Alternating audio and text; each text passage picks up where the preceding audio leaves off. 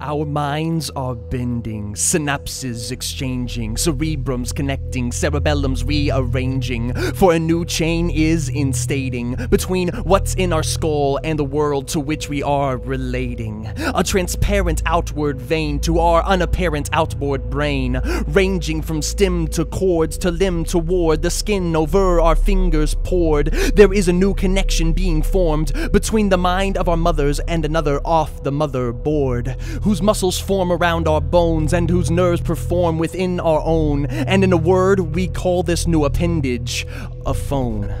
Yet it augments our own minds. If reminders need remembering, it reminds. If information needs accessing, it finds. If data needs storing, it binds. If locations need locating, it will recognize. If facts need recollecting, it will memorize. If dates need reminiscing, it will memorialize. Our minds are remolding to fit the size of our hands, and we can't stop the growth of this ignored page, this allured chain with unexplored range, this outboard brain. The way we amass excess and assess the information we process has changed. It's said that mankind only uses 10% of their brain. Then if that's the case, our minds are precious space, and as we blend with this new mind clipped to our waist, we can learn how to fix something that breaks, how good wine is supposed to taste, how to use keyboard shortcuts for copy and paste, even find our outward mind if it gets misplaced. And with all that's not spent of our 10%, we can repurpose the parts of our mind that used to go to waste.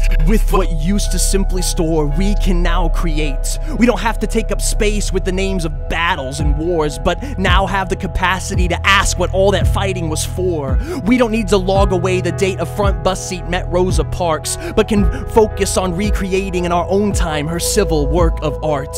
We don't need to recall how many times our world turns on the axis of its needle, but can dedicate our minds to ensuring that its turning is peaceful. Yet all this dependence can be lethal, for what happens when our outward mind stops affecting facts and starts affecting people? What happens when a pregnant teen starts searching about the morality of abortion? When a discontent husband starts looking for a diversion? When an angry adolescent learns how to make a bomb due to social distortion? When we look to our phones for an answer when what we need is a person? This auxiliary mind doesn't just lead to productivity, but can lead to our contortion.